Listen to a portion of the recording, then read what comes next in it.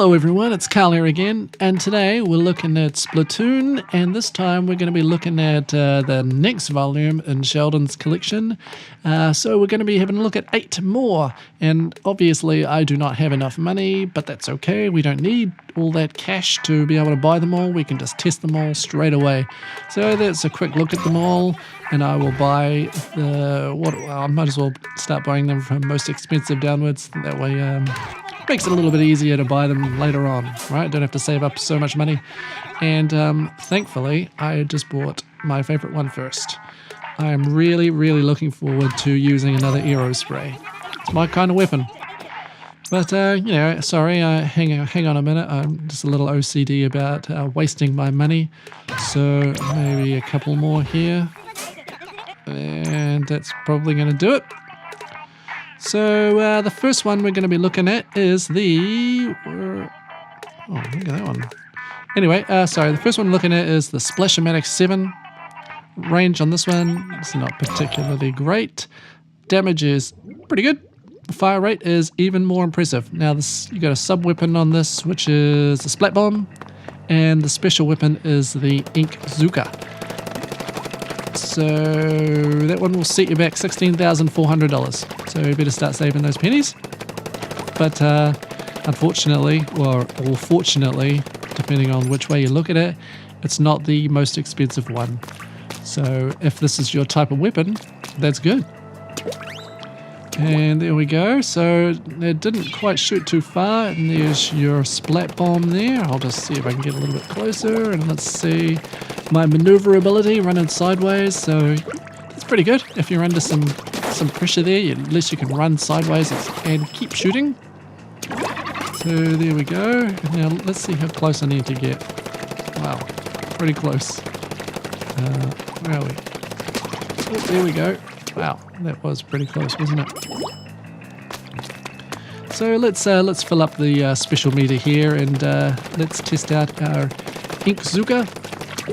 I'm sure you've all seen it done before, but for those of you that haven't, let's go test it out. Let's come up here and fire it off. Kablowy. I always seem to get hit by the very first strike from somebody. I'll come around a corner, they won't even know that I'm there, and I'll just get hit by it. That's just my luck. So yeah, that was the Sploosh-o-matic 7. Is this your type of weapon? Well, if it is, you get to buy it. Now on to my personal favorite. Well, hopefully, since the other Aerospray is my favorite, it's nice to actually have another option. There were only 2, now there are 3. Love the fire rate. I think it's perfect for, I was going to say Splat Zone. Not so much Splat Zone, you need a little bit more attack in that. But I like using it on Turf War. So there we go. And that was going to shoot you 1, 2, like 3 lines, I guess. Damage on this is really low, so you're going to have to hit someone 5 or 6 times. It feels like forever. So that was your burst bomb, which is a really handy one to have. And the special, as you can see in the top right there, is the Kraken. So the maneuverability is not too bad. There we go. Let's head on up. Oh my god, let's see if I can do this. Anyway, let's go. Kraken time. Now these big strong ones usually take about 4 hits. There we go. And by that stage you have run out of ink. So there we go. That was the Aerospray PG. That was going to cost you $20,000, which I think, if I remember rightly, was the most expensive one there. Cool. I like the feel of it. See that? You're going to have to take a few hits. Cool. Alright, Aerospray PG. Go buy one now. Now this one is the N-ZAP 83. And this one is only going to cost you $7,000. It's nice to have another one of these too. Now you've got 3. Range on this is pretty average. Damage, not very good. Fire rate, it's pretty impressive. I actually quite like using this for Splat Zone. It just gives me that little bit more distance. And I actually really like using the point sensor. It doesn't use too much ink, and you can just keep firing them off. Really helpful for your teammates. And again, as you can see in the top right corner, the special is the Kraken. Again, Well, you know, I might as well try it out just because I got it. So this one does a little bit more damage than the Aerospray PG, and it gives you a little bit more range, but you have to be a little bit more accurate. Alright.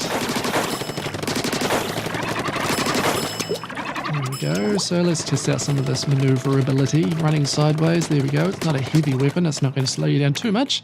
So now let's check out the Grim Range Blaster. Range on this isn't, well, it's not bad. Nothing to cry over. There we go, look at that. It's pretty good. But as you can see, the fire rate on this is pretty slow, so you're not going to want to just pop up and run towards your enemies because, well, you know, you're a sitting duck, aren't you? But then, thankfully, the impact on this is pretty impressive.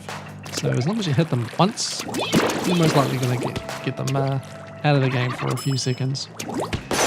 So you saw the sub-weapon there, that was a burst bomb. Special weapon is the Killer Whale, and this one's going to set you back 14,000, which isn't too bad. Certainly a little bit cheaper than the last, well, not the last one, that was only 7, but the Aerospray, 20,000.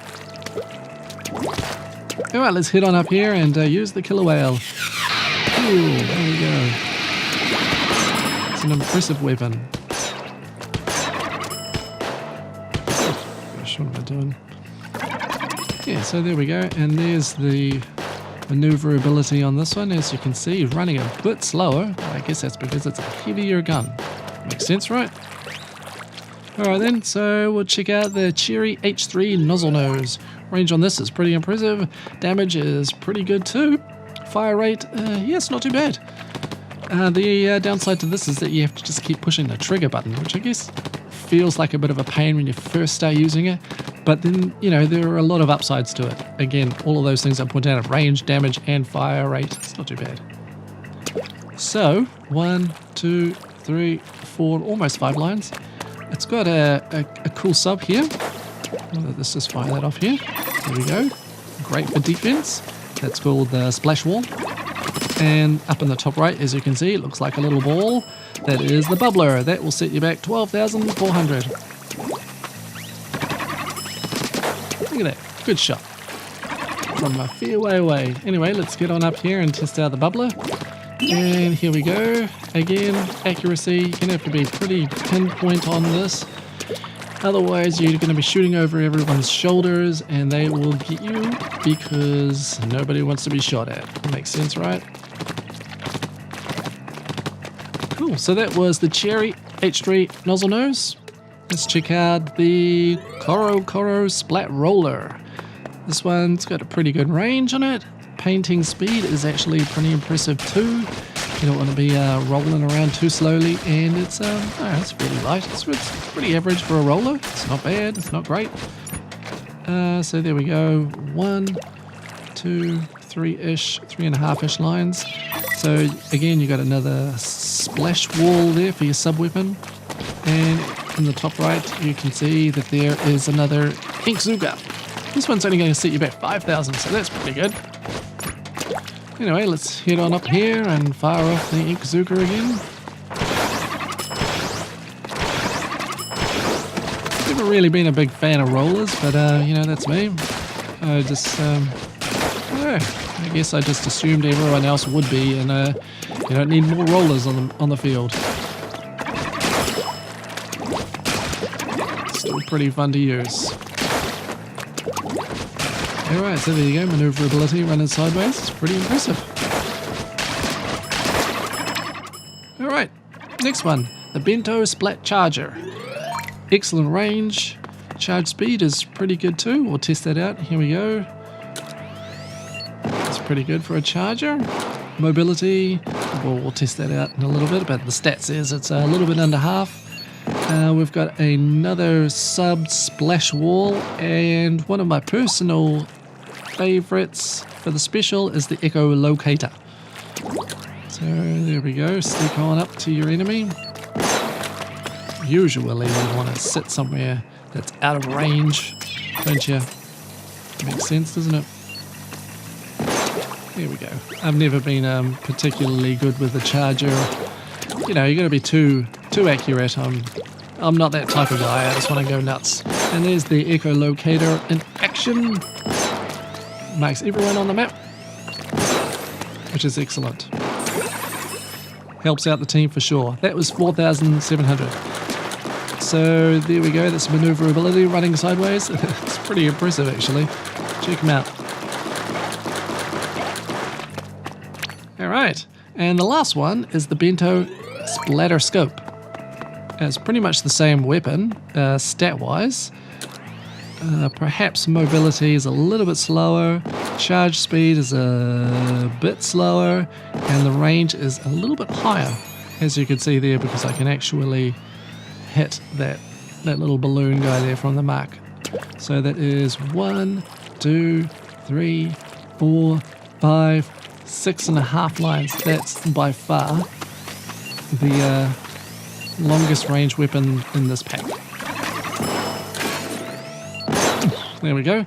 So again, you got a splash wall and an echolocator, which is identical to the other Bento Splat Charger rifle-y thing. But this one's a lot more expensive. It's going to cost you 11,500. Ooh. And when you run out of ink, that last charge is super painful. There we go. Okay. For a minute there, I thought you couldn't knock it out with one hit. So here we go. Maneuverability. You can run pretty quickly. It's not bad. Not bad. So there we have it. That is Sheldon's Picks Volume 2. Another 8 weapons to add to your arsenal. They're your types of weapons. Check them out. Go get them. Thanks. Bye.